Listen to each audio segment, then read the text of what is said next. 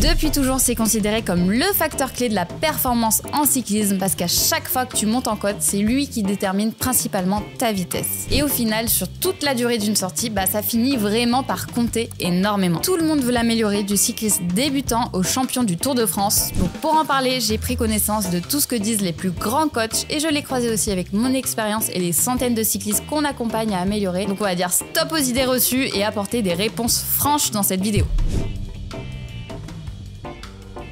Le premier point, ça va être à qui s'adresse vraiment le rapport poids-puissance. Quel cycliste devrait s'en préoccuper? La réponse est probablement la majorité. Toute personne avec un objectif en cyclisme devrait y faire attention. Parce qu'aujourd'hui, grâce au capteur de puissance, beaucoup pensent en fait que c'est réservé qu'aux pros. Pourtant, c'est pas réservé aux professionnels. Le rapport FTP, donc ta puissance au seuil par kilo, c'est ce qui va vraiment t'aider à mieux grimper. Que tu sois débutant ou confirmé, si tu trouves les côtes difficiles, c'est probablement à cause d'un mauvais rapport poids-puissance à ton seuil, donc ta FTP. Sous ce seuil, t'es très efficace, tu peux brûler des graisses, travailler en aérobie et tenir longtemps, mais dès que tu passes au-dessus, en fait, tu deviens inefficace, tu brûles beaucoup de glucides, ce qui fait que t'exploses rapidement. Mais concrètement, si ton rapport poids-puissance il est pas bon et que t'affrontes une côte trop raide, tu passes dans le rouge et tu brûles très vite ton stock de glycogène. Résultat, tu risques d'exploser après quelques montées seulement, ou quelques minutes. Mais est-ce que tous les cyclistes devraient se concentrer là-dessus? Disons que pour 95% d'entre eux, c'est important. Il y a seulement dans des exemples précis de cyclistes qui visent des contre-la-montre plats où c'est plutôt le rapport puissance-aérodynamisme qui compte, mais dans tous les autres cas, que ce soit route, cyclocross ou VTT, améliorer ton rapport poids-puissance aura un impact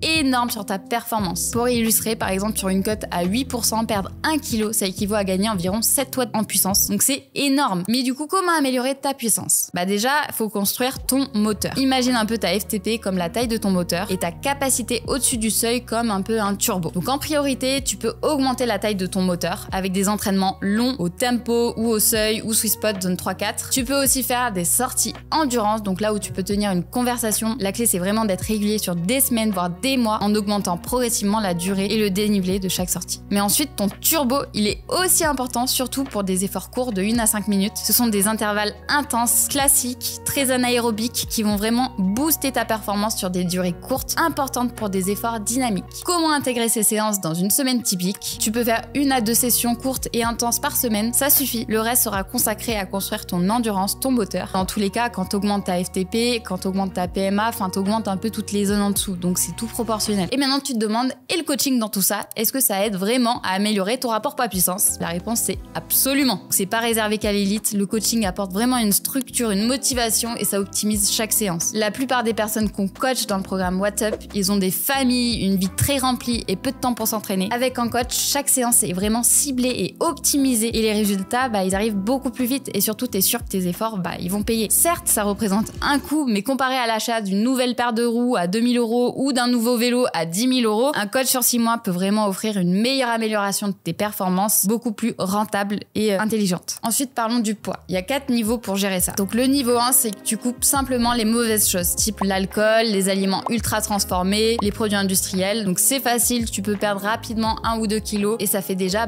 une grande différence. Et tu peux aussi supprimer un peu les arrêts boulangerie, les apéros.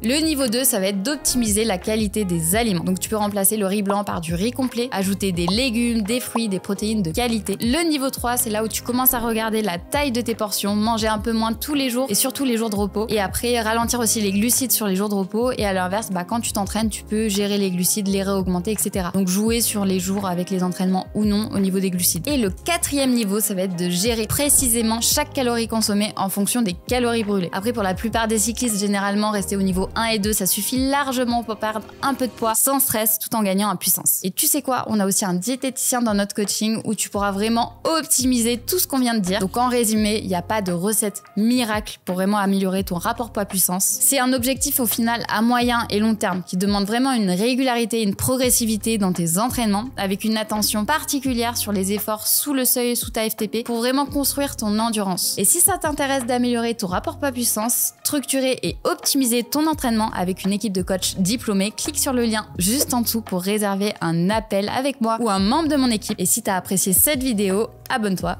La bise!